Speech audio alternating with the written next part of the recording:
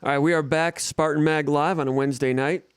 We had a little technical problem and ended the broadcast there prematurely, but we're hoping to get the many people that were watching a moment ago. We'll wait, Jason, for everybody to come back in. I'm going to go ahead and post and let people know that it ended accidentally, and we'll invite them back in. First time that's happened. We got one person back in here. Anyway, it is Wednesday night, That's East right. Lansing, Michigan. My name is Jim Comporni, publisher, SpartanMag.com. Come on in, gather around.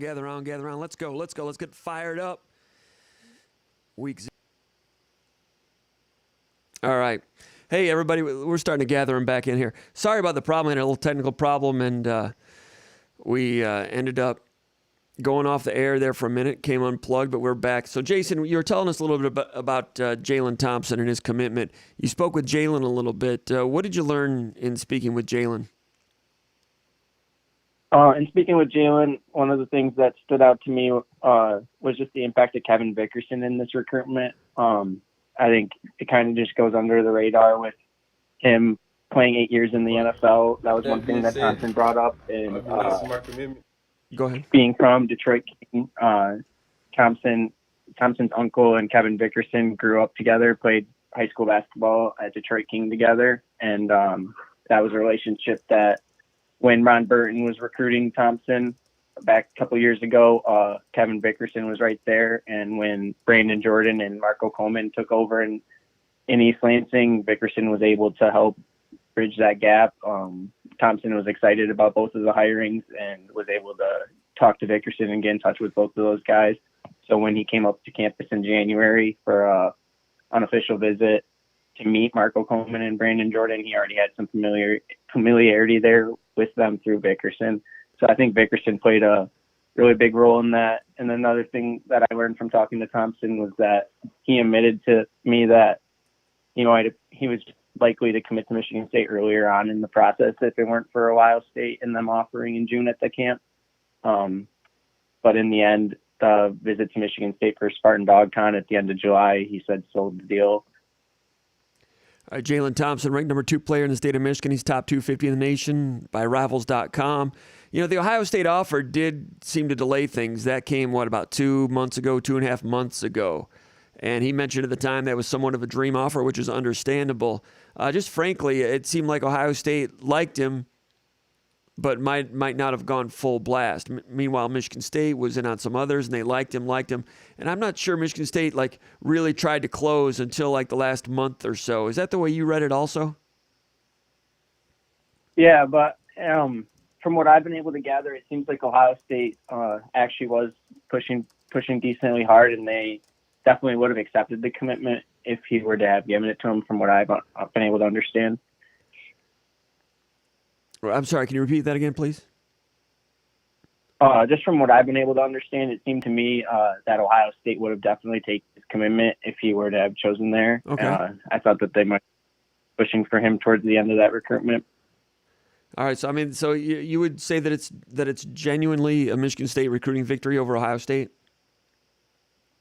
Yeah, I believe so. All right. And you mentioned what head coach Marvin Rushing said about his quote was that there's how did you term it, a lot of people in metropolitan Detroit that are what about Michigan State? He quoted, they were salivating at the idea of sending guys to Michigan State. What do you make of that?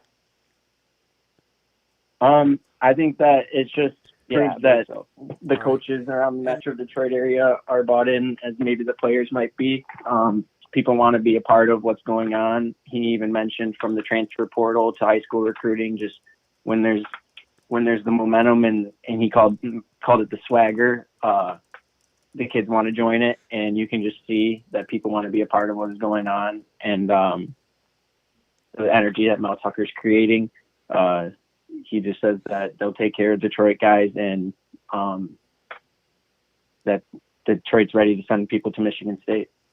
Jalen Thompson, I'll talk a little bit more about what he looks like as a prospect, but what are your thoughts about him and the recruitment that he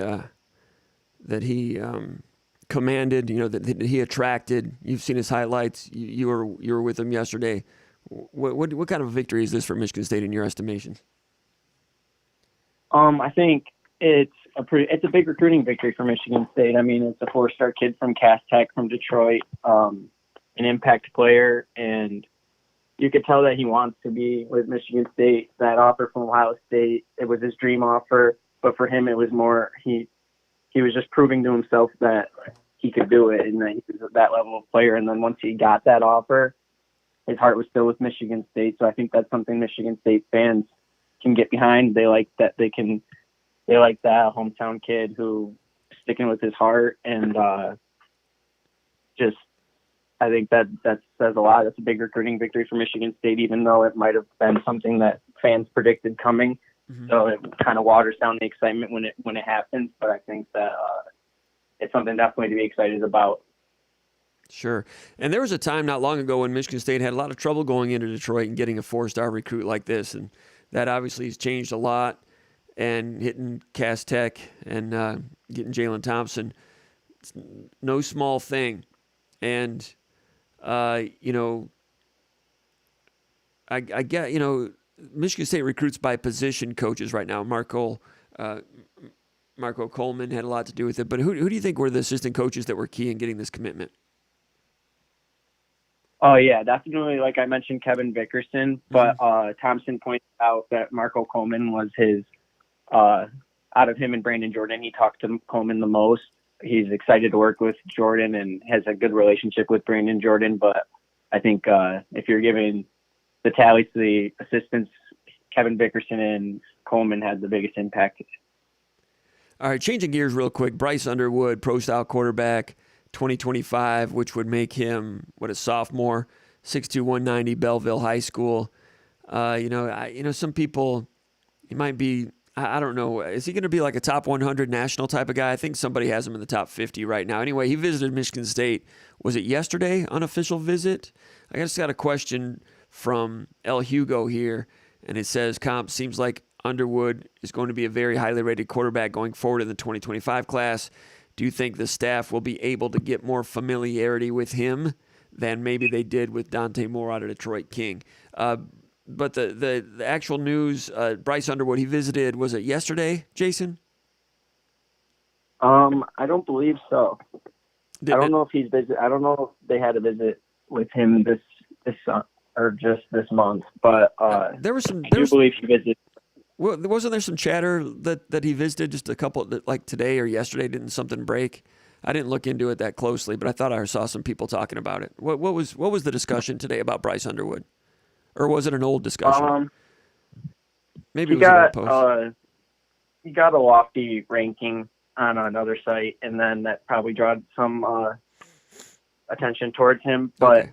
I think when you asked about the familiarity with Dante Moore and between him, I think honestly at this rate is going at a really similar trajectory. And I know that maybe a year ago today, even you and I felt that Michigan State had a pretty good chance with Dante Moore, or at least they would be in the top group. And that's where I would think Michigan State is with Bryce Underwood at the moment. But Underwood is young, and he's going to have a lot of suitors coming after him. I think Michigan State's done a good job. He's camped at Michigan State multiple years. He's been camping at Michigan State since he was in middle school. Michigan State's very familiar with him, just like they were Dante Moore. And I think that they're going to do their best to start that recruitment off the same way they did the Dante Moore recruitment, and just keep getting him on campus as often as possible, bring him up with his teammates. Bryce Underwood plays for Belleville, so I'm sure that they'll be able to invite Jeremiah Beasley, a linebacker for Belleville, and many of his teammates up, and they'll continue to do that. So I think it's under a pretty similar trajectory as Dante Moore at this point. It just depends how long Michigan State will stay up there. I've watched Underwood a little bit. I've not really studied him, but I did not have to watch Dante Moore very long at all to see that he was different and special. Underwood, he didn't quite hit me the same way. Maybe he will develop into that in different ways, but at the same age, 14, 15, 16, not quite the wow. I don't want to say can't miss factor, but I wouldn't put him up there with just me personally. I know that his rankings are supposed to be high, and Dante Moore's eventually become very high, but the initial wow factor at age 16 with Moore was a little bit more intense, just in my opinion. But we'll see what happens with Underwood. Michigan State was right in there with Moore and just kind of fell out of the race a little bit. I've not gotten the whole reasoning on why that is. I do know that, a side note, Oregon was talking big business, name, image, and likeness style. Maybe Michigan State didn't want to go all in at that position for now. I don't know that for sure. That's just a thought. I'm hoping to get more of the answers on that as we go forward. Michigan State got a commitment from Bo Edmondson and basically dropped out of the Dante Moore sweepstakes. The Dante Moore people were surprised by the Edmondson commitment, maybe even a little disappointed. Michigan State intended to continue to recruit Dante Moore at that juncture, but from Moore's side of things, they were ready to look elsewhere when that happened. So, the chapters on that are not completely written. I'm not saying that there's a chance he could decommit and end up at Michigan State, but I'm still trying to find out exactly what happened there. And sometimes it won't be until maybe years after the fact that you find out exactly what happened. But we do know that Oregon was talking big business at the time. We also have some questions from Ryan Lemian. He asks you, Jason, who do you think is the next commitment for Michigan State? Who are two or three guys that might be on that radar, that commitment watch radar? Right now, it's getting pretty hard to tell, but I know that they're definitely not done recruiting the 2023 class. I think we're just in more of a situation right now where they're going to reset the board. Obviously, with Demetrius Bell decommitting, wide receiver looks like a spot that they could try to fill with a high school player. With Nick Marsh committed in 2024 and the strong 2022 class they brought in, it doesn't seem like they'll go for more than one wide receiver, but I think they'll open the board there. 2023 three-star wide receiver out of Virginia, Paul Billups, was linked to Michigan State. He committed to North Carolina this afternoon. He's one of the few known targets that was undecided left on the board, but Michigan State's still battling for Samson Okunlola and David Hicks, which I think will be long-term recruitments. And as of right now, I think Michigan State's got a lot of ground to make up in both of them. I talked to Samson Okunlola throughout the week this week, and he told me that he talks to Michigan State weekly, Capillo, Vic Tucker, and Jay Johnson. He says they have good conversations. They talk about more than football. But when I talked to him about game day visits this fall, he said he wants to take two, and he wants to take them to two schools that he hasn't seen yet. So I think Ohio State could be a school for that to look out for. Ohio State seems to have some buzz as a school that he likes that he hasn't visited yet. And then there'll be another visit on the board for him. So no decision timeline anytime soon for him. Kind of seems like he's looking outside of his top finalists for right now. So I don't think you'll see any movement there anytime soon. Michigan State could look to go somewhere else on the offensive line with Talifia Tawa out in Utah. That's a guy that they like. Maybe they bring him in for a game day visit. Or maybe their next commitment's a 2024 kid. I could see maybe Jacob Oden or Jeremiah Beasley or Dylan Messman, a tight end from Saline. Those are all in-state kids in the 2024 class that could possibly make it up for a game day visit. Western, Akron, pull the trigger. It's hard to tell right now, but I definitely think the 2023 class is going through a major reset, and you'll see some new offers come out at wide receiver, probably maybe defensive back.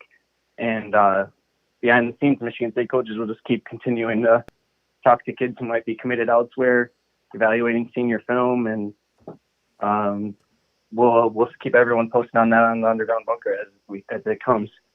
All right, Jason, you mentioned Samson Okunlola a moment ago. Some of our viewers may not be familiar with who he is. He's an offensive tackle, 6'5", 300, from Braintree, Massachusetts, Thayer Academy.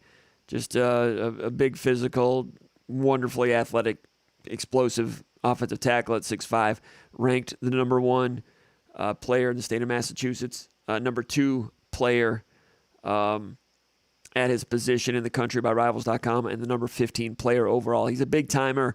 And, a month and a half ago, it looked like Miami Hurricanes were going to be very hard to beat. And there was a lot of talk about Miami doing big business in this recruitment, but for whatever reason, he's remained uncommitted. And, there's some people in recruiting that think that there's some talk out there in NIL talk and promises. Sometimes they don't get backed up. Now, I know that Ruiz has a ton of money there at Miami backing up the NIL talk there, so I don't doubt the financial commitment and backing that they have. But for whatever reason, Okunlola is still available. And like you said, he's looking to take 2 more visits. He visited Michigan State in June. Big-time offensive tackle. At one point, I thought Michigan State just wasn't going to quite have the luck. The luck was going to run out for Michigan State there with him. But very revealing that you mentioned that Sampson tells you that Michigan State continues to speak with him every week. So Michigan State's not giving up there. And Mel Tucker said earlier this week at his press conference that in terms of recruiting, they continued to play defense on all the commitments that Michigan State has at this point, and they continue to speak with a lot of players that have committed elsewhere. Of course, you can't name any names, but he said that recruits who are committed elsewhere have told Michigan State that they still want to continue to be recruited. And Mel Tucker said, well, wait a minute, it says that you're committed elsewhere. Are you sure you still want to be recruited by us? And they're like, oh, yeah, I still want to be recruited by Michigan State. We don't know who those players are, but Michigan State is still in on some of those others. Were you about to say something, Jason? Yeah, I was going to ask you, when Mel Tucker gave that quote, it caught my eye about recruiting his own commitments. And I was just going to ask you, do you think that was kind of a foreshadowing of Demetrius Bell? Do you think that he knew that was coming? Possibly so. And Demetrius Bell, 4-star guy out of Murfreesboro, Tennessee. You and I saw him at the camp at Big Rapids just before he committed to Michigan State. He may have had an inkling. That may not have been a coincidence. Tucker may not have been a coincidence. Have you spoken with Bell at all? I've seen him post saying that he had death threats or something like that, and I think that's abhorrent. That's terrible, of course, if that's indeed true, and I don't know any reason why it would not be true. But have you heard from him at all? And I guess was Michigan State still playing full defense for him? Were they still 100% full blast for him? It might be hard for us to gather that. But any thoughts there? Any chance Michigan State let off the gas pedal with him a little bit? I'm not sure. I don't have any inkling on that. Okay. Demetrius is always a hard recruit for me to get in touch with. But one thing that stands out to me is I remember at the Big Rapids camp afterwards when we were able to talk to the recruits a little bit and get some interviews. I was getting an interview with Bell, and just out of nowhere, a Tennessee coach comes over my shoulder with FaceTime with the Tennessee staff, and Bell's face lit up. He was all excited and stuff, and we knew from the jump that Tennessee wasn't going to stop recruiting Bell, and Bell likes them a lot. So that could be a school to watch going forward for sure. I think that even when Bell committed to Michigan State, he wasn't done fielding calls from other schools, and I think Michigan State knew that. But it was just, I think, from my point of view, I think it was just not a mutual split, but something that Michigan State kind of could have expected coming. They wanted Bell, and they obviously accepted his commitment. They recruited him hard, but I think they might have just kind of seen the writing in the sand on this one before it came. All right, Jason. Anything else you want to tell us before we let you go? Anything else on the horizon? Any type of movements out there? I know recruiting tends to slow down here a little bit as the colleges, focus on camp and their upcoming season openers, and the high school players, looking toward their season openers also. And in the state of Michigan, that'll be on Thursday. So recruiting decisions slow down at this time of year. But you got anything else cropping up on your radar that you want to mention before we let you go? No, I think I'm all set. As the season gets closer, stay tuned to the visitor list. There'll be definitely have some visitors on campus for Western and Akron, and then even when they go out to Washington, we'll have tidbits on which recruits out there are going to be attending the game and where the coaches are on Friday nights, which games they're attending. So I'm excited to track all that. So that'll be fun. All right, one more thing about Jalen Thompson. When you spoke with him, did you come away with any opinions about his disposition, his personality, or did the coach tell you a little bit about him and his personality, in terms of his commitment to football or just what kind of personality he is? Did you get anything in that regard? Yeah, he was a great down-to-earth person, and every coach that I talked to, all the players on his team, they were all very excited for him. he seems kind of a little bit quiet, but very nice and open, honest. And Marvin Rushing had nothing but good things to say about him. He says that he plays off. I forgot to mention this earlier, but he says that he plays offensive tackle for Cass Tech, and he has no problems with it. He said Rushing said that there's not every kid you coach will do that, especially if they're a 4-star recruit on the defensive side. And when I got asked Rushing about him as leader off the field, Rushing raved about him as tutoring younger players, helping. They have a lot of younger defensive linemen and offensive linemen in the Cass Tech program, and Jalen will stay after with them. He tutors people, just things like that. He has a 3.7 GPA, so Rushing had a lot of great things to say about him as a person. And just from the atmosphere during his commitment, I think that he's definitely a very well-liked teammate, probably a leader for them going into his senior year. And I don't think that a lot of the things Rushing was saying was just lip service. I think that just the ceremony itself with all of his family showed a lot about him. All right, good stuff, Jason. I really appreciate your help. I appreciate going down and checking out that press conference and offering coverage at SpartanMag.com, including the video that we saw on the site yesterday. Jason, thanks for your help. Thanks for your continued coverage, and we look forward to speaking with you again soon. And people that enjoy hearing from Jason, go over to SpartanMag.com. You can check out his work over there. Also follow him on Twitter. Jason, what are you on Twitter? Jason Rivals, is that what it is? What's it called? Rivals Kill Up. Rivals Kill Up, Killop. Jason, I appreciate it. You be good. I'll talk to you soon, all right? Thanks for having me. All right. There he goes. Appreciate his work.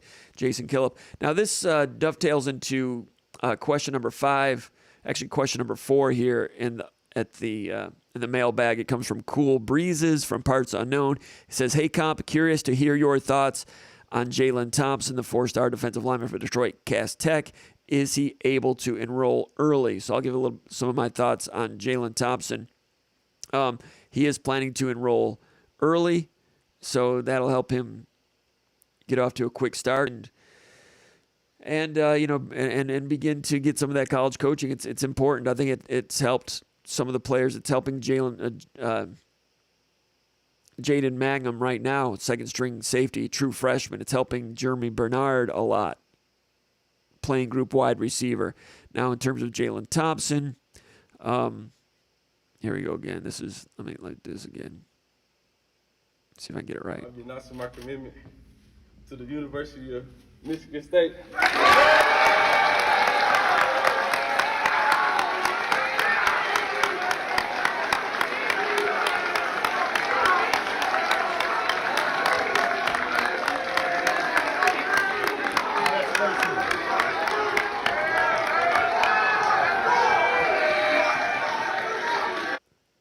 All right, you did hear some Go Greens from his teammates in the auditorium there. Not many hat dances for Michigan State commitments over the years. We've seen a couple of them here in recent years. It's something that Michigan State just didn't specialize in the past. Wasn't really their jam.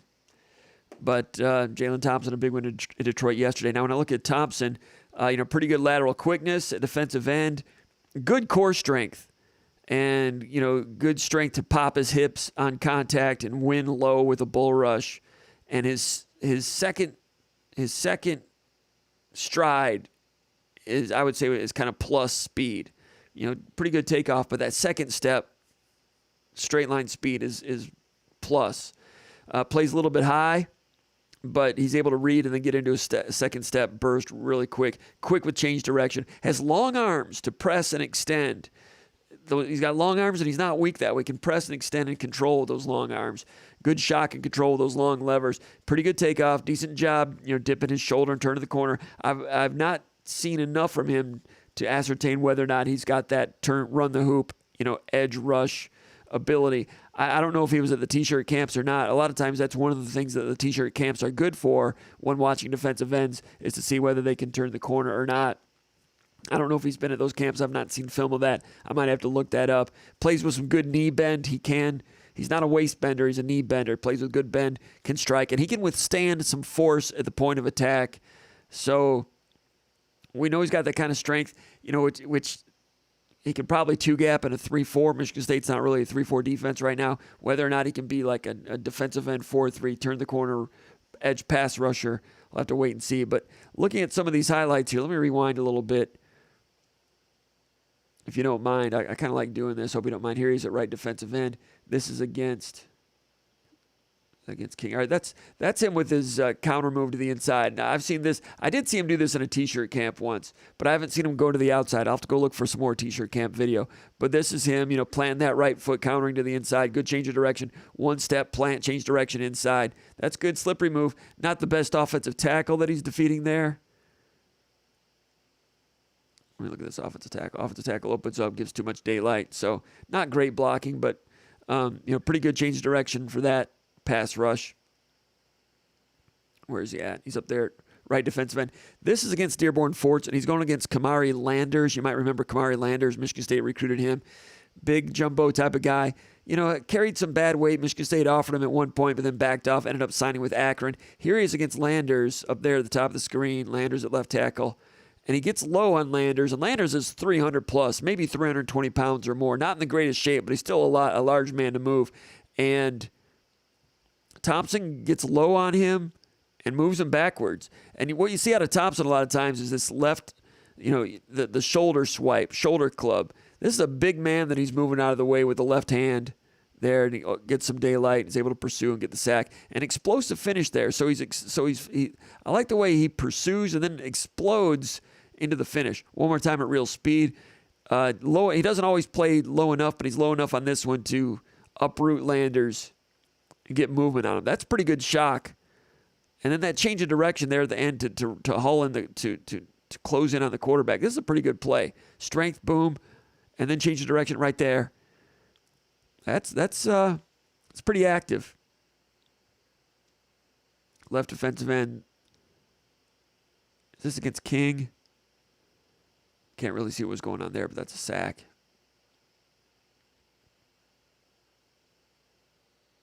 Gets the Orchard Lake St. Mary's. Looks like he's right defensive end. Lateral movement. That's good athletic, almost like basketball slides. It's a rollout, kind of a quarterback sweep to the field, and he has to get out there and try to help contain. He's dealing with the tight end. He crosses face of the tight end, and he's got a running back to deal with. But his footwork here, bends pretty solid and gets a tackle for loss. Good lateral movement there. That's useful. Good show of some athleticism there from Jalen Thompson, Michigan State's latest commitment.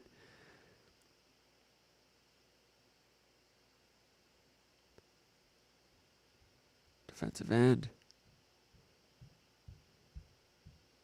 Shoots the gap, gets tackle for loss. I could do some more, but that's probably enough for right now. Now, we'll give you a little look at practice video here as we talk over some other questions. Let's go to question number 5, MSU Polo from Rockford. This video was shot on Monday at practice. This is Mel Tucker working with the corners. By the way, with Tucker taking on the coaching of the corners, and he's an up-tempo, high-energy guy. But I've been to practices. I've seen Perlis, John L. Smith, Bobby Williams, Nick Saban, Mel Tucker. I've seen 5 Michigan State head coaches at practice. And some of them were very good, of course. Saban spent a lot of time with corners at practice. He was not the corners coach per se, but he helped with defensive backs when D'Antonio was defensive backs coach. D'Antonio coached the safeties when Harlan Barnett was the defensive backs coach. I've seen a number of position coaches, or I've seen a number of head coaches at practice, and Saban was intense, as you can imagine. But with Tucker coaching the corners, I've never seen a Michigan State head coach work this hard with individuals. I'm sure they did from time to time. I remember Perlis had some interesting ways to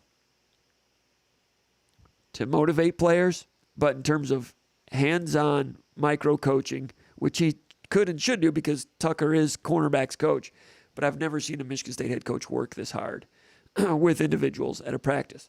Now he works, this is the individual period early in practice, and then it breaks down into group, and then as that happens, and then you get into some 9-on-9, some inside run or so forth, then Tucker will stand behind the offensive formation and watch all 22 from there, and becomes morphs into more of the head coach role as practice goes along. But early in practice, during the individual portion of practice, a lot of energy.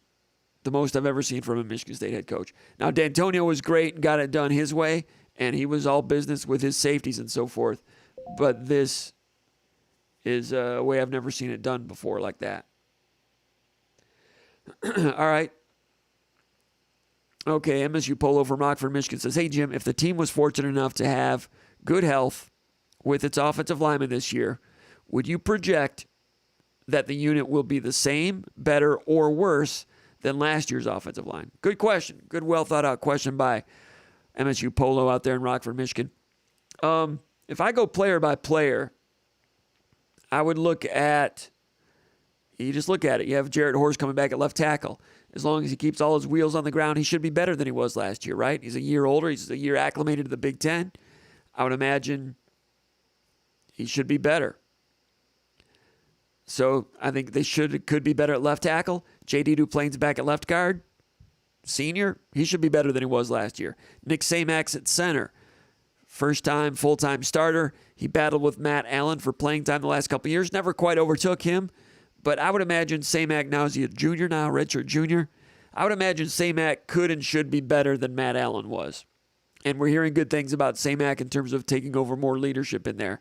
To me, I think it was Kapilovic said that Samac is doing more in terms of becoming a leader. It might have been Jay Johnson, offensive coordinator. I can't remember, but one of the coaches said Samac is doing more as a leader. If he's doing more as a leader, that tells me he's more comfortable in how he's playing. We've not seen any of the scrimmages, we the media, so we're just kind of feeling around, trying to find out what's going on. It's a pretty good indication there. Samac, I thought, last year was just kind of okay. I thought that he was good early in his career, kind of plateaued. I've mentioned on the show here before that I thought in the bowl game, I thought that he was just kind of average. I think he can do better than that. We're hearing good things, but I'm expecting Samac to be better than Allen was. I don't think that's too much to ask. At right guard, you have Matt Carrick there. Kind of expected it might be Brian Green, the transfer from Washington State. Brian Green was just kind of okay last year at Washington State. The year before that, he was better when he was fully healthy. Carrick started for a couple of years, then last year was second string. I've said it here many times that I thought that his best football he's ever played was last year when he was second string behind Jarvis, once Jarvis was back from his injury. Carrick suffered a serious knee injury last year, missed the last half of the season. He's back as a sixth-year senior. They had him on a pitch count earlier in camp. Missed the spring, of course. But when I watched them rep, Carrick is almost always first-string right guard. And you're hearing some pretty good things about him. I don't know if he's back up to where he was last fall. But if he's healthy, all systems go. If he's as good as he was last fall, that's good enough. Is there a chance it can be better than that? I think so. So at all four of those positions, why shouldn't Michigan State be better individually than they've been in the past? Or than they were last year? I think it's possible. Now, Jarvis was pretty good at right guard last year, and the offensive line was at its best against Michigan when Jarvis was at right guard. Arcuri was at right tackle, and that was their zenith moment when they rushed for 200 yards against Michigan. And Kenneth Walker, the third, had 5 touchdowns. My favorite play was against that Bear front when they ran a bear beater, very sophisticated, and they did it seamlessly and blew him up the middle for that final touchdown. It was beautiful. But that was the last time that unit played with that lineup, because after that, Jarrett Horst was gone. Arcuri had to go to left tackle, and Jarvis had to bump out to right tackle. Buter came in at right guard, and they weren't quite as good. But, so, the question is, if Carrick can get back to that level, can he be as good as Jarvis was at his best? Maybe not. But Jarvis was at his best only briefly there at right guard. He missed a couple of years, and he was pretty good. But I think Carrick can be pretty good there if he stays healthy, and that's your question, if they stay healthy. Right tackle is where I would imagine there might be a little bit of a downturn. A.J. Arcuri was pretty good at right guard or right tackle. He's in an NFL camp right now. Pretty solid player.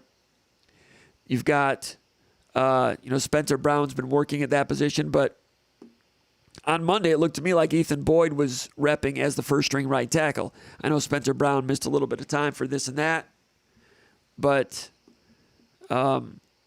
he's back on the field, but Ethan Boyd might be a notch ahead of him right now. Maybe. As a redshirt freshman. Give me 30 seconds. I'll be back in a moment.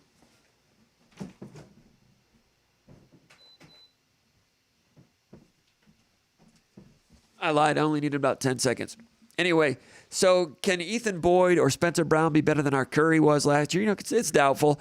I thought Spencer Brown was great in the bowl game. I talked about that. So I thought his ceiling and potential is up there pretty high. Not sure how good he can be. Could end up being very good. Better than our Curry, that's a lot to ask. Ethan Boyd is looking good as a redshirt freshman. His future looks good. Is he ready to hit the ground running and be as good as our Curry was last year? Again, that's doubtful. But as a group, 4 out of 5 should individually, at least 3 out of 5 could or should be better than the individuals playing those positions last year. The difference is last year Michigan State went 7 or 8 deep. And as Tucker said on Monday, that helped the unit stay fresh deep into the season. That helped keep tread on the tires, as Jeff Stoutland used to say. And that's something that they won't have at their disposal as much this year. Last year you had Luke Campbell doing some good things for about 4 or 5 games. Then he kind of ran out of gas, did what he could. But, the innings he was able to pitch earlier in the season, that helped everybody out. You had Allen and Samac there at center. Does Samac have someone behind him that can play? Brian Green, we would think, but Brian Green, he's playing guard and center. We've not heard or seen how that's going. I know they were excited about him earlier in camp, but he's someone that should be able to help. Dallas Fincher, you see him working with the second string. We've never seen him play meaningful minutes, but things sound favorable for him. But it's still not Allen and Samac as a tag team like it was last year. Duplain pretty much played all last year. Buter would get in there a little bit.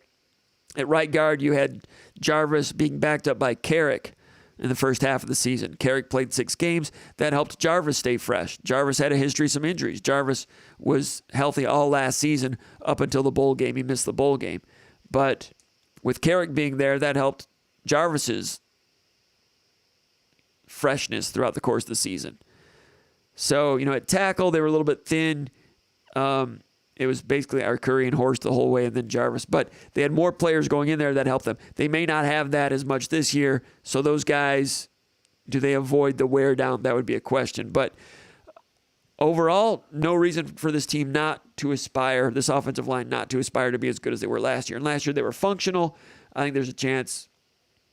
The other thing is, this is their 3rd year in the system, 3rd year in the strength staff, 3rd year with Kapilovic, so they know more and more about the teaching and what's expected of them, and that can help with some of the cohesion, theoretically. Let's go over here to the comments area and see what kind of questions we have. I apologize that we went off the air there for a minute. We lost a lot of our viewers there. It's good to see we've got most of them back now. Make sure you give us a thumbs up. So our SpartanMag Live tonight is divided into 2. We went about 27, 28, 29 minutes. Jason Killip came on, and some buttons came unplugged. Not his fault at all, but I apologize that it took a lot of you a while to come back and find us again, but we're back rolling now. It took a good 38 minutes to get everybody back in here. It's my bad. All right, so any questions? Looking over here.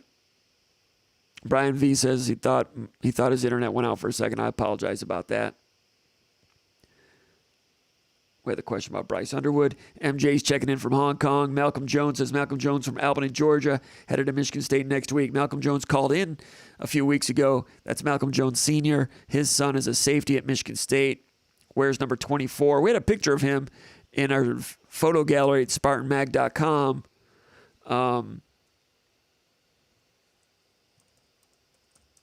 Last week. I can't pull up that photo. I meant to get that ready in case Malcolm joined us. But we got a question from him, number 24, or we got a photo of him somewhere. Maybe we'll get that for next week. But Malcolm Jones, true freshman, getting his feet wet on the practice field. Malcolm Jones, senior from Albany, Georgia. Safe travels to you, my friend, as you come north for the game against Western Michigan. A night game, a Friday night game. Should be fun, should be good weather. And we look forward to a lot of new Spartans watching that game, including the incoming students, incoming freshmen. They will be checking in Friday and Saturday. It's welcome week, or welcome month, as I used to like to call it. All right. This practice video you're watching right now, I don't have the players' names. I didn't have time to check in, the names of all these players. That usually helps you watch as it goes along. Like right there, number 17, that's Chase Carter, a freshman defensive end. That's Pietrowski, number 47, of course. And 18, that's Zion Young, the freshman, who's making a lot of noise. Check number 18 right there. He's listed at 6'6", 260, freshman from Atlanta Westlake. His target weight they thought was about 230, but he continues to get into that frame nicely. Let's watch him here, number 18. He's been impressing people over there at camp. Let's look at some more of these comments. Tim D says, Ryan Lemonin says, does Thorne return next year? Tim D says, if Thorne puts up similar numbers as last year, he might be gone. I think he's a guy that's not looking to leave. There was some talk that Brian Lewerke, after his sophomore year, might have been looking ahead a little bit, hoping to have a big junior year to maybe move on. That didn't turn out to be the case. Might that have affected him a little bit as a junior? I don't know, but there was some talk about that. Thorne, he's captain material. Well, Lewerke was too, but Thorne is such a team-oriented guy coming from a long line of coaches in his family. If he's great, you don't turn down money. I don't think he'll be that great that he'll have that kind of decision, but I don't think he's looking to leave. I think he's enjoying college, and he's going to want to win this year, and he's going to want to win the year after. Speaking of Thorne, when I went back over that Chick-fil-A bowl game last night, I forgot how shaky he was. And Thorne was the first one to admit that he was substandard in that game, and he said as much in the post-game press conference. But I'd forgotten how many throws that Thorne missed that should be layups for him or close to it, and he was just missing people, some third downs, some out routes. He was just a little bit off in that bowl game. So technically the last time we saw Peyton Thorne play was one of his worst outings. Definitely his worst outing in a victory, but he came alive in the fourth quarter, got it done. But I'm impressed with him as a leader. You keep hearing great things about him as a leader. The players respond to him, and he's just a cool guy with a lot of touch. He's got some zip, and he's able to read more now. Jay Johnson was talking about that last week, that Peyton Thorne has always had a great IQ, always been a student of the game, but having gone through a complete season as a starter, now, as Jay Johnson said, the game is slowing down even more. And I don't know, I never played quarterback at that level, but they say the more that you play, the more it slows down. As long as your physical faculties remain good and healthy, you can take more and more advantage of it. I think it was Phil Simms when he was at the New York Giants. He felt like by the near the end of his career, there was never a reason he should ever throw an incompletion, as long as his body would hold up, which it didn't as you get old. All right, Ryan Lemonin says, what's your prediction for Western Michigan versus Michigan State? I've not looked at Western Michigan closely yet. I don't do score predictions a whole lot. I'm kind of hoping to get down there to see if there's a press conference or something.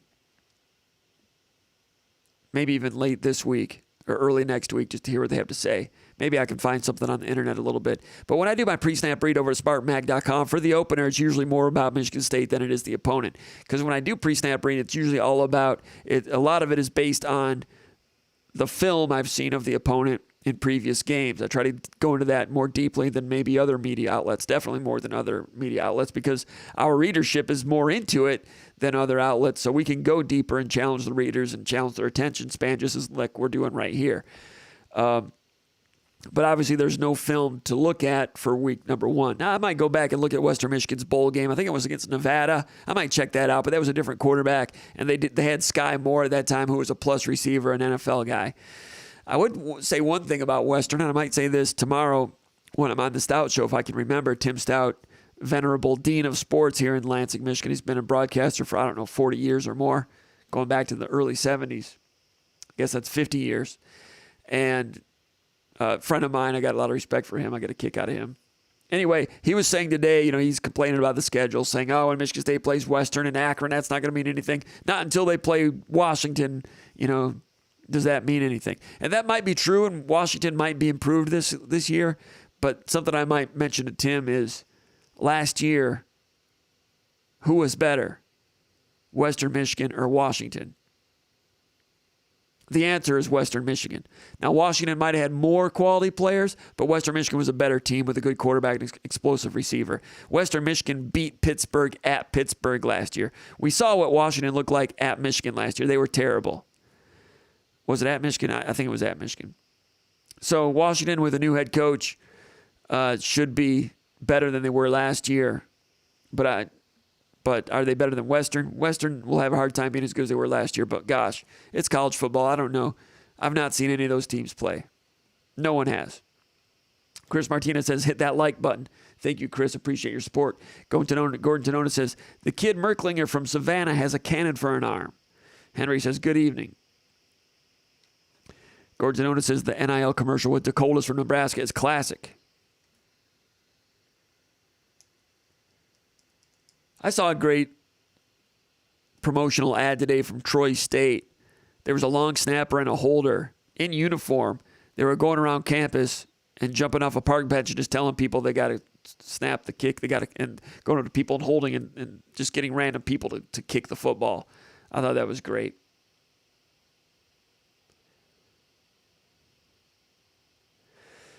Make the best of what's still around says, who is the starting right guard, Green or Carrick? I think it's Carrick right now, but he'd still be on a pitch count. I didn't see Green out here at this practice. That doesn't mean that he wasn't available or whatever.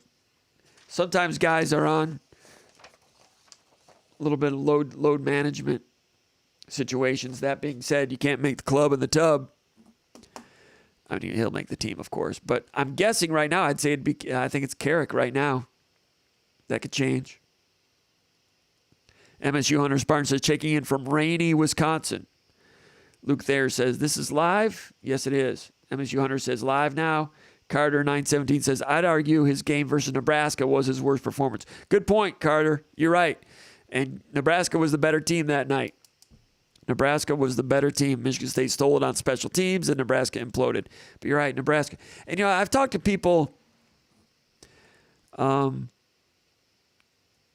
don't know, Nebraska seemed to be, I can't prove anything, but Nebraska really seemed to have a bead on things. I don't know if Michigan State was tipping their cards or something, but they stopped the run. They stopped everything that night. Yeah, you're right. I'd like to go back and rewatch that game, too, if I get time. Aaron May says, how does the linebacker situation look? It looks real good, Aaron. And I talked about this in a .comp article I wrote today over at SpartanMag.com. It's free. You can go check it out and read it. I'm not talking about team speed. They're going to be faster at linebacker, and there's going to be more precision there. They're going to be more on the same page. Michigan State replaced the linebackers coach. Ross Ells is now focusing on special teams, and he also helps in the nickel position. But Scotty Hazelton, the defensive coordinator last year, worked with defensive ends. Now Scotty Hazelton's working with linebackers. Linebackers last year, they were a little foggy. Cal Halliday was functional. Quavaris Crouch was physical and fast, but not always accountable. Crouch was really good against Miami. He had a big impact in that game, but his impact kind of waned as the season went along. Bringing Aaron Brule, who's going to be quick. He was okay for Mississippi State last year. He was supposed to be the face of their defense last year. Didn't quite happen. He's in better shape now. But what did he's lost? Is he up at 242? I'd have to look at that again. Anyway, Brule in that spring scrimmage showed some speed on one particular occasion. And that speed in the middle of the field, if it's combined with good know-how, which I suspect will be the case, he's at 242. That's a lot of weight. I kind of expected him to chisel down a little bit more, but he's at 242, and he's moving well at 6'2". I wouldn't have thought that he was that big, but so you got Brule, you got Jacoby Windmon. Windmon coming in from UNLV, played some defensive end as a sophomore, played linebacker last year, second team All Mountain West, 250 plus. He'll play some stand-up defensive end in the passing situations. You watch him in the scrimmage or his UNLV highlights. He can dip that shoulder and rip and turn the corner. He's got that ability to bend the hoop, which makes him an effective pass rusher.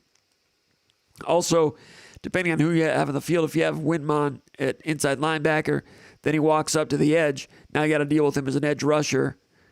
That gives Michigan State some flexibility. They got some cards to play there, some flexibility, some pass rush threats who are linebackers, but they can play defensive end type of roles. That can allow you to do some creative things, and I would expect Michigan State to show some of that creativity. You don't want to end up fooling yourself. You don't want to have so much volume in that you end up fooling yourself, and that'll be a challenge. But they've got some cards to play, and the linebackers give them some cards. Halliday was a pretty good linebacker last year. Functional plus, maybe, with a very good future, it looked. And I still think that's the case. But I think Halliday's going to be better, but I don't know if he's going to start. So that's an indication of improvement when somebody who was a starter last year is better than he was last year, but might not start. I think that might be the case with Halliday. He's still going to play a lot. They're planning to rotate linebackers in a lot and benefit from the depth there with freshness and more speed and versatility. Darius Snow can play nickel. He's added some weight. What's Darius Snow at? Darius Snow is 234. He played at 220 last year. So he's got linebacker size, 6'1", 234. That's good linebacker size, and he's hitting well. He's an inside linebacker, but he can play the nickel also. He played nickel most of last year. Played safety in the bowl game. They took a look at it, decided you're a linebacker, put on linebacker size. So you got great competition there. And the starting twosome, that could rotate from week to week depending on the opponent, depending on who's healthy, depending on who's playing well.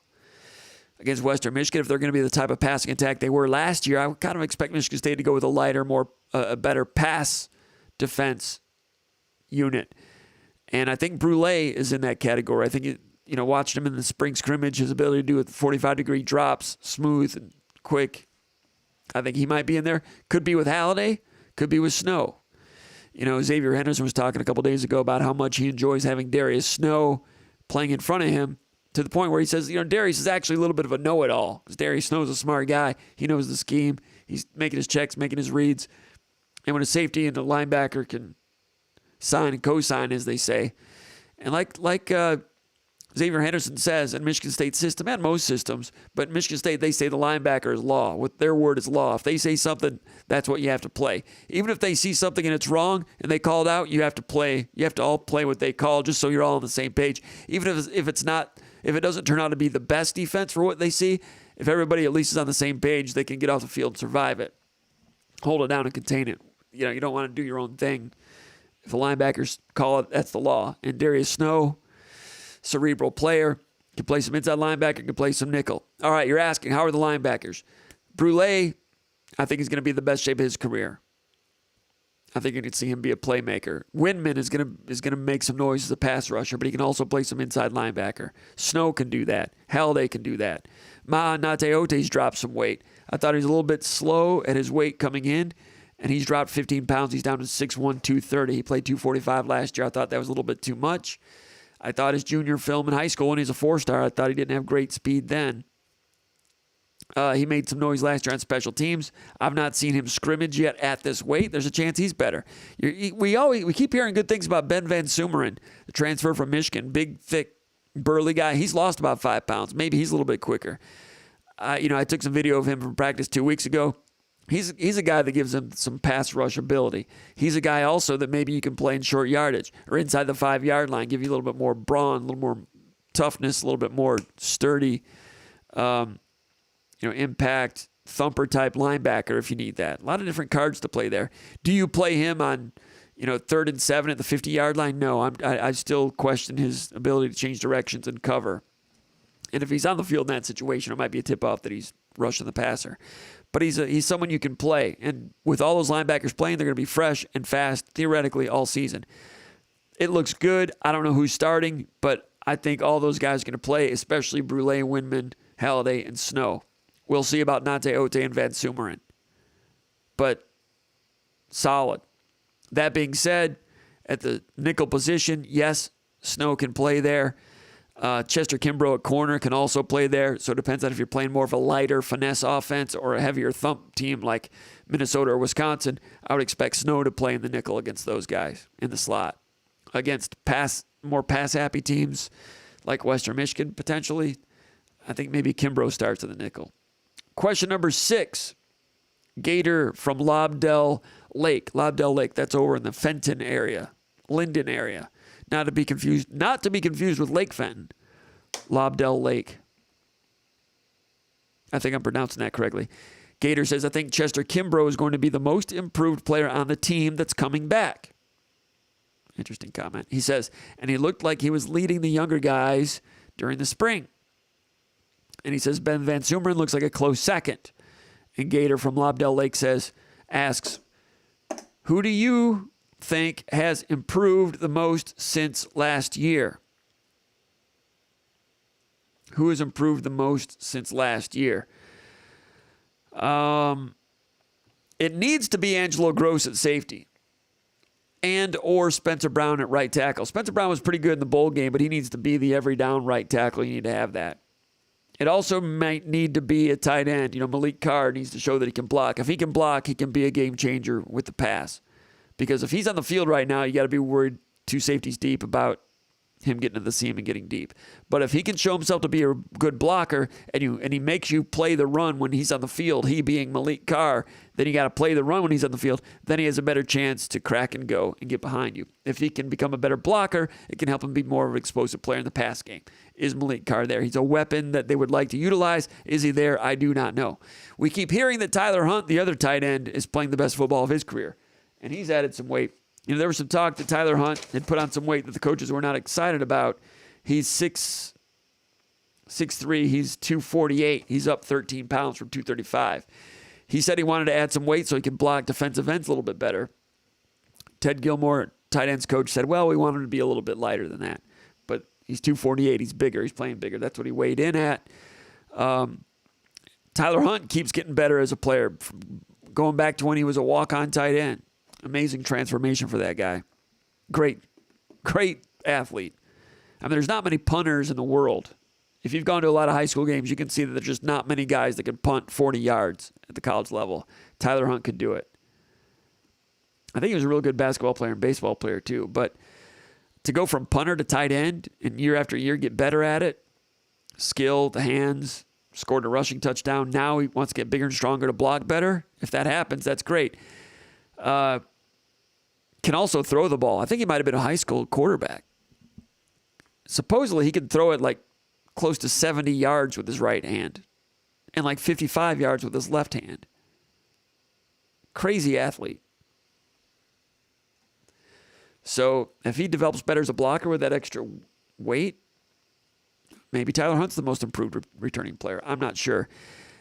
He was not on the team last year, and you're asking specifically about returning players, but Chris Bogle, the defensive end from Florida, he's the guy that needs to show improvement over what he did at Florida. And he was okay at Florida, but he came here to get playing time, make an impact. They need defensive end help. They need Chris Bogle to be that guy. Maybe it's Brandon Wright. Brandon Wright really finished last season with a bang. He's got a lot of speed. Had 4 tackles against Pittsburgh, played a lot at the end of the season last year. And you're hearing a little buzz about him from his teammates, from coaches. So I'm wondering, Brandon Wright, he's a senior now. He's up in weight. He's up 10 pounds to 260, I think, now. Or 250, I think. Let's see.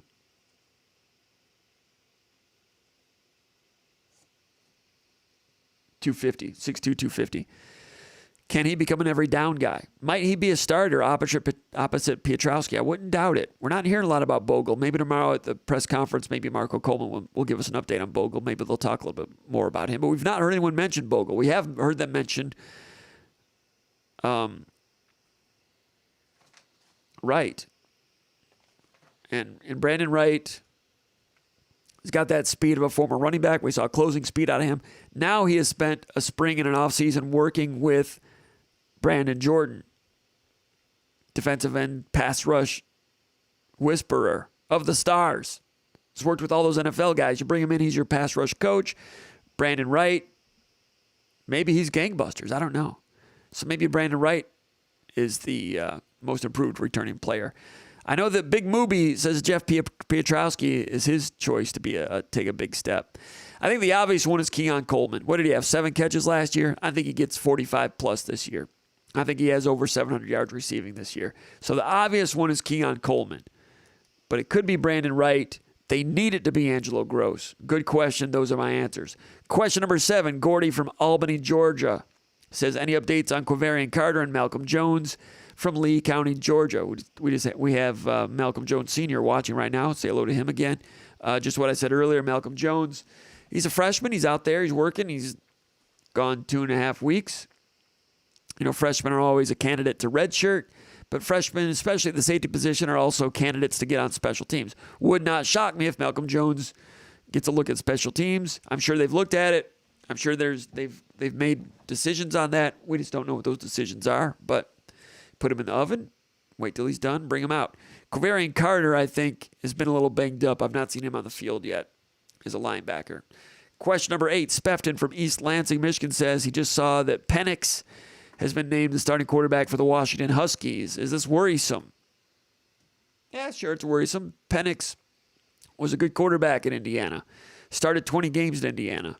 He was a captain in Indiana in 2020, 2021, and entered the portal, which is a little bit curious.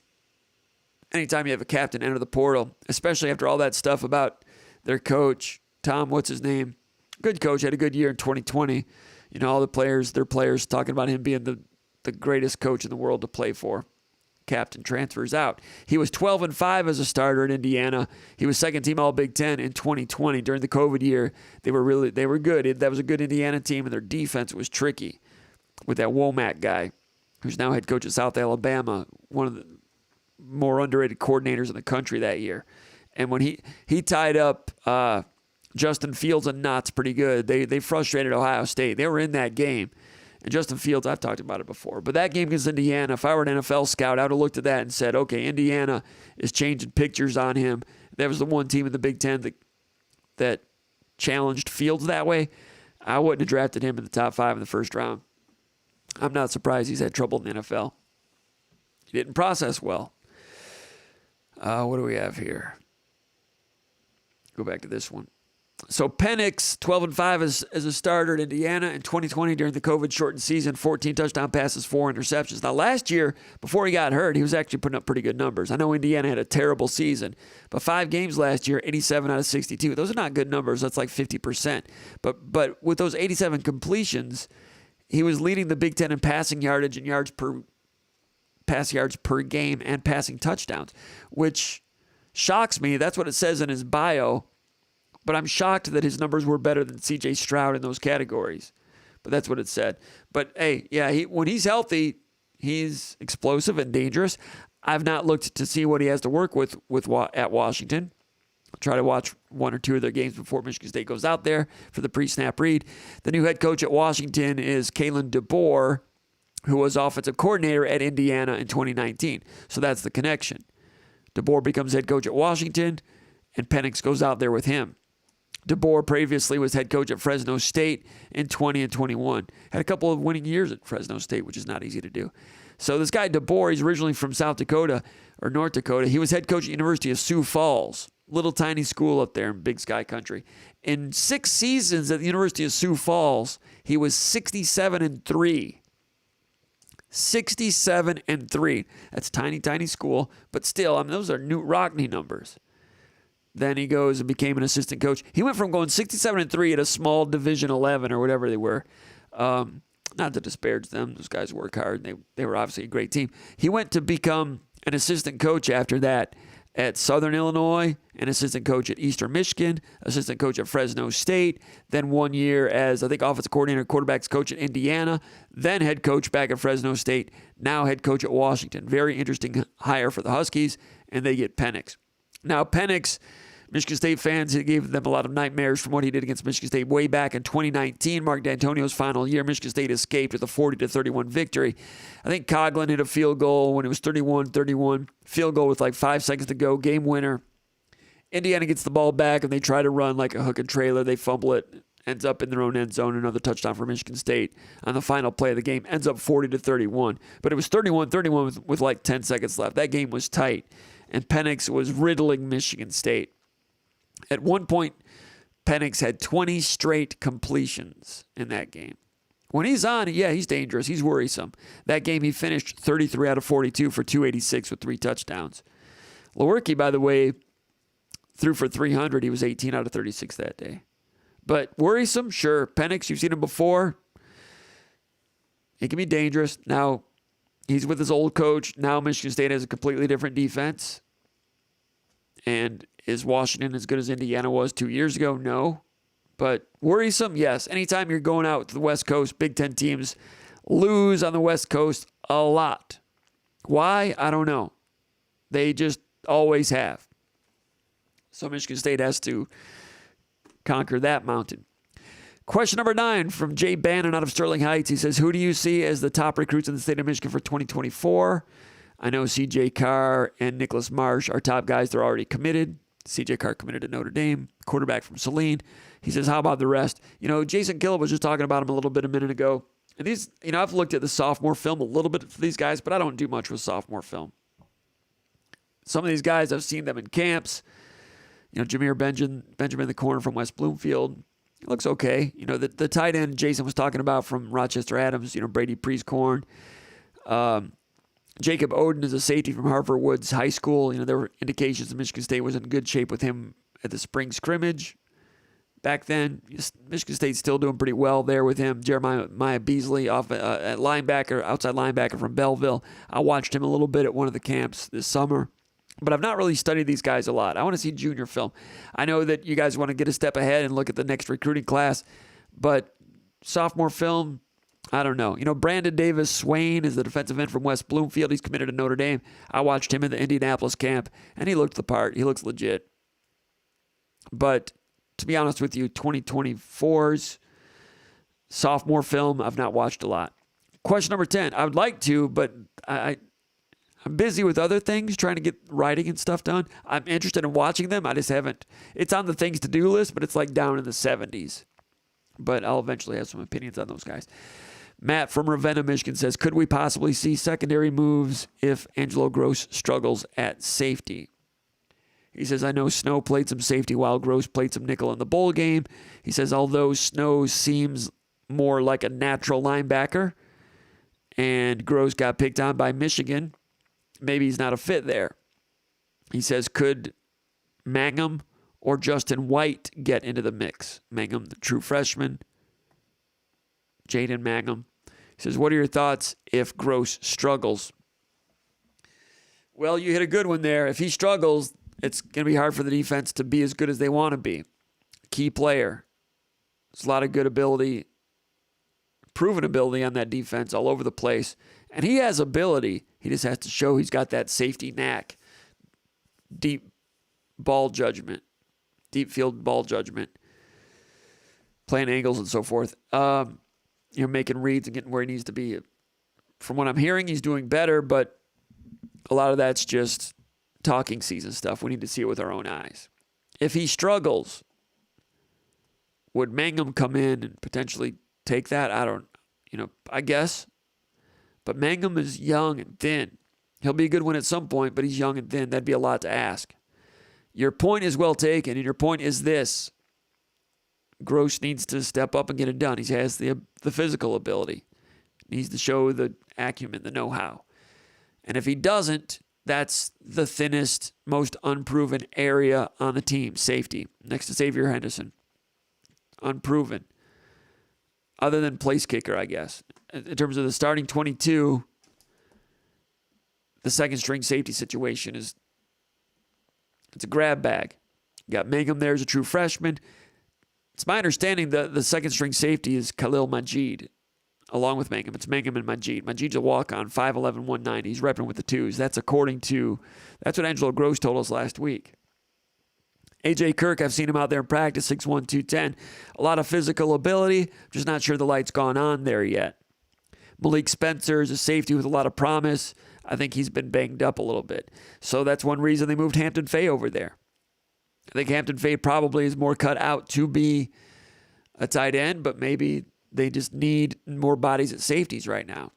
Tate Halleck is back there. I've seen him in practice, but he's played on special teams, but for whatever reason, they've not really entrusted him with playing time. Kendall Davis, number 33, played a little bit. Was it against Youngstown or somebody last year? Was on the field for like one play, and they gave up a big play, and it was kind of on him a little bit.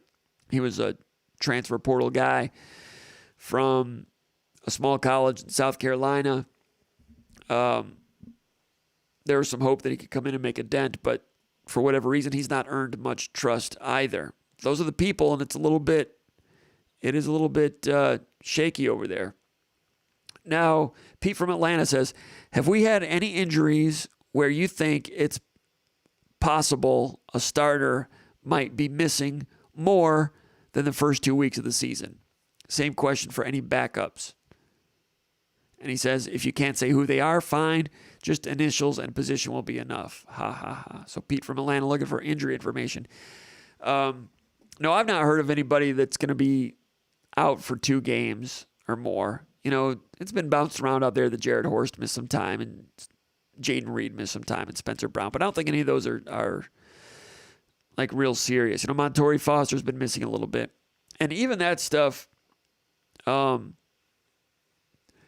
know, we're not really supposed to report on injuries because if we did, we wouldn't be allowed to go watch practice anymore. And I just showed you some practice video, and that's valuable. And you might say, well, that's censorship. No, that in a way it is, but it's understandable. These guys are trying to win football games. You don't want the opponent to get any inside information on that stuff. I respect that, understand that. And that's the cost of doing business. That doesn't mean you're helping them, but I always give the example of Ernest Hemingway. When he covered World War II. Was it for Life magazine maybe? And he was over there in Europe, and he was embedded. And when you're a journalist embedded in a war, you know, wars are kind of important. It's kind of real stuff. And they'll allow journalists in there, but you can't say, you know, you can't write back and say exactly where you are and, you know, how many platoons there are. And, you know, you can be embedded with us and report, but there's some things that you cannot report while you're here. And if that's good enough for Ernest Hemingway covering World War II, then I guess it's okay for us covering college football. And people like to joke that college coaches keep things quiet as if they're protecting the nuclear codes in there. Well, for them, I mean, they're trying to keep their jobs. Winning games is difficult, and anything that gets out can and will be held against them. So I respect the quiet nature of things and the privacy. So we're there. We can watch. We can do some film, take some pictures, look around a little bit, but we can't jump on Twitter and say, so-and-so had a cast on his foot. We're not supposed to anyway. But if you do, they might shut it down for all of us. So the Hemingway thing, that's why we don't do it. But anyway, so if I knew about injuries, I might say, yeah, there's something going on, but that's probably all I would say. But as of right now, I don't know of anything going on. There's been some bumps and bangs, but nothing major. Interesting that you would ask that question, but I hope you understand and respect why I answered it the way I did.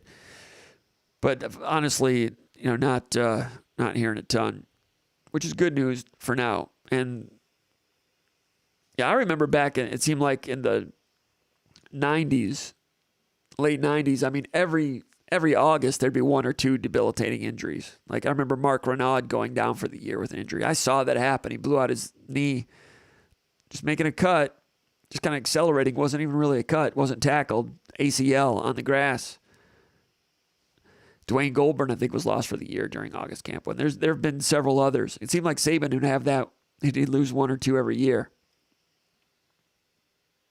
I remember I was doing Spartan Magazine back then, and we had one page that had like the depth chart on it. I think we might have had some advertising around it. Got the depth chart done, sent it in. The magazine was being printed, and we heard like that day that Dwayne Goldburn was out for the year.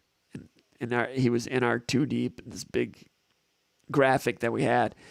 And I'm just like, man, we're printing that thing right now. It's going to get printed today, and it gets shipped out tomorrow, and it'll get mailed the next day, and our subscribers will get it 3 days later. They'll get it in their hands 6 days after the fact. Dwayne Goldburn, and a lot of those people will have already known, well, he's out. And it was amazing how quickly the material could get dated when you were doing a magazine like that back in the old days. We did our best with that magazine, though, and had a lot of subscribers. I know a lot of people appreciated the work that we did, but it was difficult. It was difficult to write in a timely manner back then. But it was good, and it was rewarding, and it was stimulating. I enjoyed doing it. But we had to put all our energy into the .com because that's where the growth is, that's what the opportunity is, and that's where people are all the time. That's what we're doing. Question number 12, Alex from Los Angeles. He says, what's the best guess for the starting front 6 or front 7 and running back 1? Running back 1, I think, is Jalen Berger. That's what it looked like in the first scrimmage and some of the things we've seen. I do think Broussard's making a move, but I'm guessing it's Berger. Defensive front 7, I think Slade and Barrow are your defensive tackles. Piotrowski's a defensive end. At the other defensive end, I'm guessing Chris Bogle, but I wouldn't rule out Brandon Wright. At linebackers, we went over that a moment ago, but I think it's Brule and Windman, maybe Darius Snow. The nickel is probably Chester Kimbrough against Western Michigan, maybe Darius Snow against Wisconsin or Minnesota. Against Western Michigan, I'm guessing Kimbrough for the first series at nickel, and maybe Snow comes in for the second at nickel to give him a different look. I don't know. They've got truly a 1A and a 1B there. If I'm wrong anywhere, it's probably Darius Snow at linebacker instead of Brule or Windman. It's my guess, but there'll be a rotation there. So, short answer, Kimbrough, Brule, Windman. I don't know. But I would have said Brule and Windman going into camp, but I've been hearing more and more about Snow to make me think maybe Snow's in there starting. Question 13, Brad from Bettendorf, Iowa. He says, when did the next Great Lakes Power Rankings come out? He says, I've heard rumblings that Lake Michigan's time may fast be approaching. I don't have a graphic right now, but I can tell you the new rankings. Coming in at number 5 is Lake Erie. Walleye fishing's been good there. Perch are down. There's a seaweed factor there. The water level's down, which is good in some ways. But Lake Erie's number 5. Lake Ontario number 4. Lake Superior number 3. Always strong. The big lake they call Gitchagumi. Strong 3. And number 2 is Lake Michigan, once again. Popular favorite, but they're still number 2. Lake Huron's number 1 for 114 consecutive weeks in the Great Lakes Power Poll. SpartanMag.com, Great Lakes Power Rankings. Question 14, Dirach from Parts Unknown. He says, does Michigan State have the hardest stretch of games in the NCAA this year? He says they play Washington, Minnesota, Maryland, Ohio State, Wisconsin, Michigan, back to back to back to back to back to back. He says, also, are hard stretches like this taken into account for toughest strength of schedule? It seems like if you spread it out, it's not as bad, but when they're all consecutively, it's brutal. I would agree with you, Dirach from Parts Unknown. It is brutal when they're all consecutive like that, and Michigan State does have a tough stretch of games. But strength of schedule, it doesn't take back-to-back into account. It's just a numbers thing. But you mentioned that these are strong teams. It remains to be seen how good Washington is. Penix, new coach, they'll get a little bit of a bump. We talked earlier about the difficulty of going all the way across the country to play somebody in the gremlins that jump up when Big Ten teams play West Coast teams. That'll be tough. On paper, Washington was not good last year. On paper, that shouldn't be an imposing game, but it will be, right? You and I know that, but on paper right now, it might not appear that way. Minnesota is a good team, maybe underrated. Maryland is explosive on offense, dangerously so. My point is, you know that Minnesota and Maryland are pretty good, but I'm not sure everybody else knows that. But you're exactly right. That's a tough stretch. And some of those, like Minnesota and Maryland, might not appear to be gauntlet level, but they very well could be. I mean, Minnesota, some people are thinking could win the Big Ten West. They got Chiraka back as their offensive coordinator. They were so good when they had him and Tanner Morgan 3 years ago. Tanner Morgan's in year 6. Ibrahim is a dynamic running back. Very good defense. I heard the guy, Big Ten Network, yesterday say that Minnesota has played like 12 straight games where they've given up 27 points or fewer. 27 points might not sound like a great threshold, but it actually kind of is. It's kind of hard to hold 12 straight teams under 27 points. It's like the longest streak that Minnesota's done that in like 50 years. Michigan State versus Minnesota the last weekend of September is going to be a real football game, people. Question 15, Pierre St. Pierre from Parts Unknown says, do you think Michigan State can beat Ohio State? He says it's obviously very early in the process. What are the early thoughts on what Mel might actually have here? Beat Ohio State? Only if Ohio State is down a notch or two, because you saw what happened last year. Now, Michigan State's better than they showed against Ohio State last year, but there's a gap. No secret there. So I got to say no, unless Ohio State loses a wheel and all the people in Columbus get pitchforks and torches and start chasing Ryan Day around Columbus. If that happens, but they got so much back on defense. And the quarterback and those receivers are so explosive. New defensive coordinator, Knowles from Oklahoma State. That's the scary part because Ohio State was good, of course, last year with just dysfunctionality at defensive coordinator. I don't know what Ryan Day was doing when he hired Kerry Coombs to be defensive coordinator. Kerry Coombs, at the end of his coaching career, had never been a coordinator at that level. Why they turned that over to him, I don't know. And you saw what happened when they lost to Oregon. It was embarrassing. They changed defensive coordinators halfway through the season. You can't do that. You cannot repair a 747 when it's in mid-flight, and you can't change defensive coordinators at mid-season. I know. Somebody did that in NFL a couple years ago. But generally, you can't do that. You're bringing Knowles, the hottest coordinator from Oklahoma State, and that's the scary part. They got a lot of returning talent there. If he is what he's supposed to be, is it possible Ohio State could be better than they were last year? A lot of people think they could. That being said, there have been other quote-unquote great defensive coordinators that have gone there in the past and just been okay. The guy, Grinch, from Washington State, case in point, he's off at Oklahoma now. Well, he was at Oklahoma. I don't know where he is now that Lincoln Riley's gone. But Grinch was good at Washington State. Michigan State played against him in the Holiday Bowl a few years ago, 2018. Went to Ohio State and was just kind of okay. Question 16. Hey, Jim, on the Big Ten Network coverage of Michigan State, when they were on campus, they mentioned how Michigan State is doing walkthroughs on Thursdays and having an active practice on Fridays now. He says they also said that when they say walkthroughs, they mean walk because the science says they should walk instead of jog through the walkthroughs. He says, what's up with this? Well, I heard Mel Tucker talk about no sweat Thursdays. And I suspect they're going to be doing that in preparation for games this year also. What I don't know is whether they did it that way last year as well. I suspect they did. Sometimes when you do something that radical, you don't let people know unless you start having success. Then you might let people know. If you do something radical and you start losing games, then people like me, we start second guessing. People like yourself. So I heard some talk about this. I think the first coach to do this was Chip Kelly at Oregon back 10, 12 years ago.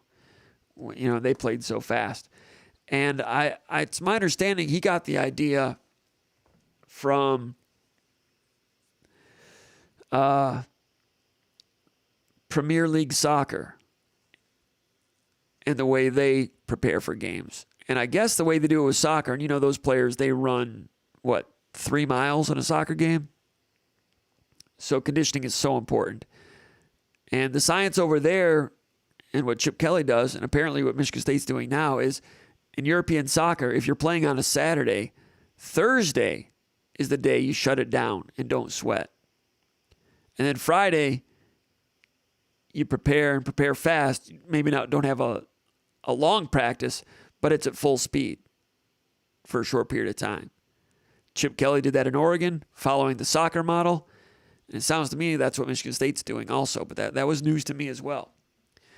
Jeff and DeWitt says, they seem to be releasing clips of Michigan State scrimmages that show our offense is having quite a bit of success throwing the ball. Any insight as to whether that is because our pass defense is still a weakness, or are there just not a lot of rushing highlights? ? Or maybe it's just a strategic smokescreen. The answer is, when they're showing highlights, they're not going to be putting highlights of incompletions out there.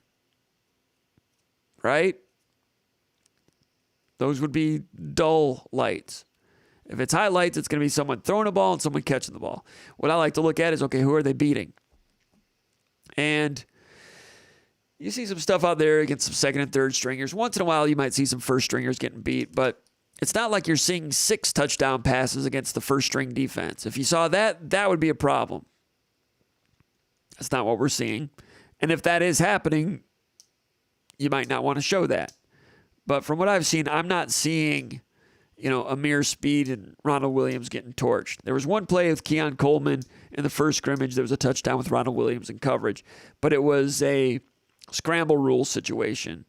So Ronald Williams was covering the initial route, and then it gets broken off, and it's really hard to cover a guy, especially, everybody's got good receivers, but scramble rules is difficult to cover that. So I'm not seeing any problems. I'm not seeing pass defense is ready to be great, but I've not seen anything in the scrimmage highlights that would make me be worried about that. It is a concern, but the stuff from the scrimmage is not concerning for the defense. I'm not saying they're great, but a lot of it is second and third string on defense. And why are there so many connections being shown? It's because, like I said, they're not going to show incompletions. All right, let's get over here in the comments area, and then we're going to wrap it up. Appreciate everybody finding us twice today because we kind of choked out there for a minute.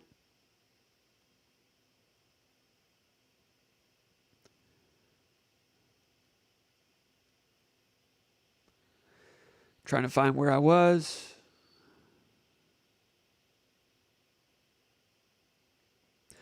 John Blair 2344 says, Comp, do you think with Tucker being so involved with the defensive backs that will affect his overall ability as the CEO of the Spartans? Good question. But like I said, D'Antonio used to coach the safeties. Saban used to spend a lot of time with the corners and still does. But yeah, Tucker's doing a lot with those individuals. And we kind of asked Tucker about that after the first day of practice. And he outlined what I said earlier. He's with the corners tight during the individual portion of practice, which is the outset of each practice. But as each practice goes along, he morphs back to be more of a macro coach. And Harlan Barnett has the expertise that he can take over the entire secondary for 9-on-9s or 7-on-7s and team drill and things like that. So he's not only spending time with that small group of corners for the entire practice. So it is a chore. It's somewhat uncommon, but he is into it with those corners. I think they're going to show improvement there. It is unique, like Tucker says during meetings.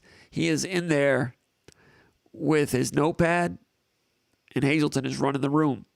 And once in a while, Tucker will stand up and take over as head coach things. But he reverts back to being a position coach. Something to watch this year, and whether they do it long term or not. But no, to answer your question, I don't think it hurts his ability to be CEO. But it's an interesting sacrifice that he's making to an extent. He loves to coach individuals, so in that regard, it's not a sacrifice. He's doing it, but he's not doing it for selfish reasons. He's doing it for team reasons. And when they lost their defensive line coach, Ron Burton was fired, and Travaris Tillman moved on to Georgia Tech, which they were okay with. So they lost two coaches. They brought in Coleman to be defensive line coach, and they brought in Brandon Jordan to be pass rush specialist. So if you're going to have a pass rush specialist, which Tucker obviously thought was very important. So at some point, Tucker was war rooming this thing and saying, okay, I need a D-line coach. But I'd really like to do something different and bring in a pass rush coach. And if we do that, we're going to be losing one of our DB's coaches because Tillman's going to Georgia Tech. So do I have Barnett coach the entire secondary, or are we going to be a little bit shorthanded there? Meanwhile, Ross Ells, they moved him out of linebackers. He's just doing special teams and nickel, which is a little bit different. But anyway, Tucker was like, obviously he was like, well, you know what? I'm coaching corners. I've done it before. I can do it. I can do that. Nick used to do that. I'm doing that. And that will enable us to use that staff member for what I really want to do, and that's to hire a pass rush specialist coach. So he did that so that the program would have Jordan. We'll see how that turns out. Interesting. Sparty Matt says, what position group do you think will be the most improved? It'll be linebackers. This is which group is weakest, and which one has declined the most, apart from running backs losing K9? I think that's the answer. It's got to be K9. Still got to worry about kicker. They added Ben Patton this week. We talked about that over at the Underground Bunker message board. I dropped some hints a little bit on Saturday that something was happening.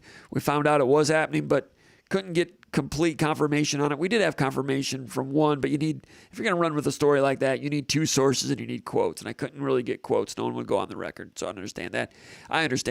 And it became official on Monday. Kicker from Auburn. We probably should have mentioned that earlier in the show. I apologize for that. But he's in the mix. He is going to compete for that kicking job right away. And kicker is one position where you can come in, and it doesn't matter if you know the playbook or not, you can compete right now. Jack Stone, the true freshman from Texas, he's competing. And Stephen Rusnak, the walk-on, he's in the middle of it also. But Ben Patton has done it in front of a studio audience, more so than anybody else, those other two. Hit a 49-yarder against Alabama last year in overtime. Last year, Auburn's kicker became injured. The first stringer became injured for the last 3 games of the season. He became the kicker for 3 games, and he was 5 out of 6 in his attempts during that stretch. So he provides some depth, some competition there. But your question, who's going to be which position group declines the most? It's got to be running back. I think Michigan State could be pretty good at running back, but last year they were great at running back with K9, obviously. Demetrius White asks Ken Talley from Penn State, if he transfers, can he play this year? I don't think so. I think that Ken Talley, by the way, was a 4-star recruit from Philadelphia, went to Penn State for about 2.5 weeks. Now he's in the portal. Something bad happened there. Yeah, there's some talk. Michigan State coaches followed him, so there's some interest there in the portal. But I'm not sure if it goes beyond that right now. He's a defensive end. They need some defensive ends. Is it a red flag situation if a guy only lasts 2 weeks at Penn State? Maybe so. I don't remember Michigan State ever being all that involved with him in the past. I don't think he visited Michigan State. But Michigan State's showing some initial interest. Can he play right away? I don't think so. And, come on. Guy's going to come in and learn the playbook and make an impact that quick. This is not Southern Mississippi. So, and also I think that there's a transfer window. Unless you're a grad transfer. The kicker, Ben Patton, was a grad transfer. So a grad transfer can graduate right away and be eligible right away. Underclassmen, I think there's a window, and if you don't transfer during that window, you can't be immediately eligible. Either that's a rule right now or that's a rule that's being discussed for the future. I think it's a rule right now. Things have changed so much the last couple of years. I can't keep track of all the rules. But no, I wouldn't think you'd be eligible right away, nor do I think that a true freshman coming in having missed all of training camp would be able to do much anyway.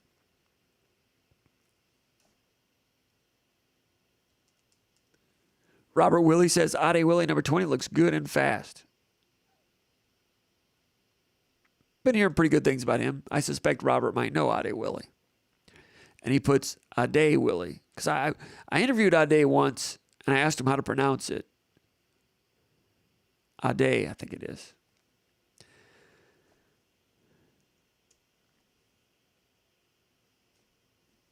Makes the best of what's still around, says Saban took over as defensive coordinator for Chris Kosh in 1998. That's true. Chris Kosh, they were roasted against Oregon out there in Eugene in 1998, and Saban reshuffled everything.